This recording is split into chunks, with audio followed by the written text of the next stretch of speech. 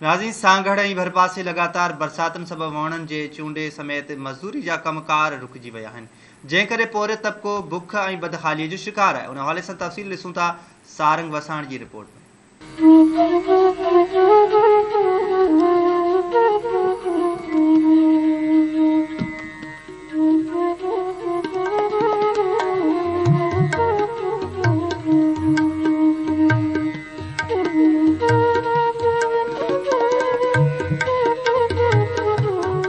सदा है साह खे गभे जी गोला, ढव बिना ढोलिया नाहे साझा सूंह जी।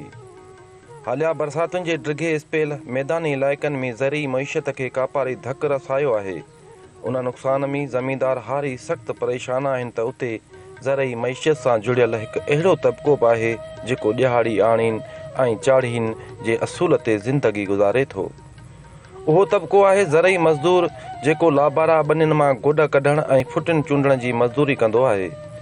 बरसाति सबबि 1.5 महीने खां फुटियुनि जा चूंडा गोॾ कढण दवाऊं स्प्रे करण जो कमु रुकियल आहे, जंहिं करे उहे मज़दूर सख़्तु परेशान आहिनि।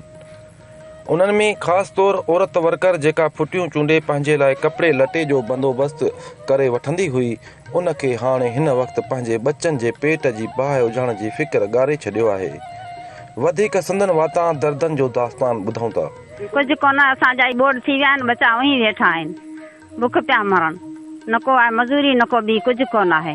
रोज़गार कहिड़ो बा, किलो अटो आणींदा हुआ, बचनि जो सफ़र गुज़र कंदा हुआ, ॿियो हाणे कहिड़ो रोज़गार थींदो आहे? उहो बि कोन आहे न। हाणे ॾिसां थो बचनि जी तूं हालत भला, न को लियो आहे न कुझु आहे, वीचारा ही हाणे पाणी में वेठा आहिनि, कहिड़ी मज़ूरी करियूं असां? मज़ूरी बि कोन आहे, मज़ूरी हुजे त अञा करे बचनि जी सफ़र गुज़र करियूं हा, मज़ूरी पे कोन आहे न, छा करियूं बा? फुटी जो बरसात जो बनी ॿुॾी पई आहे, केॾां वञे, किरायो कोन थो मिले, पंहिंजे मुल्क वञे। बारिश जे करे असांखे ज़बरदस्त नुक़सानु अची वियो आहे। असांजा ॿार बच्चा सभु माना मथां ते कंहिंजी वेठा आहिनि, किथे रोज़गारी करियूं, की ॿार न को अटो न भतो, मज़ूरी कंदड़ हुआसीं, फुटी जी चूंड कंदा हुआसीं, कमाद वठंदा हुआसीं, उहो मज़ूरी बंदि थी वई। बरसाति में का मज़ूरी थिए कोन थी। हाणे मज़ूर अचनि था, फुटी चूंडनि था, उहो ई उन्हनि खे असां ॾिया छॾूं जेका चूंडाणी थिए थी। बाक़ी रही ॻाल्हि त फुटियुनि जो असांखे उहो रेट मिले कोन थो। हा, हाणे त बारिश लॻी पई आहे, त हुनजे करे फुटी जेको आहे हुनजो हिकिड़ो रेट बि किरी वियो आहे, ॿियो फुटी चूंडजे बि नथी, मज़ूर माण्हू बि केॾांहुं वञनि, हाणे वरी असां जेके ज़मींदार आहियूं उहे बि केॾांहुं वञूं, मसइलो सॼो आहे बारिश जो बि हुकुमरान जो। ही ज़रई मज़दूर जेके कंहिं बि ॻणप में न आहिनि, कंहिं इदारे जे दफ़्तर में रजिस्टर्ड न आहिनि।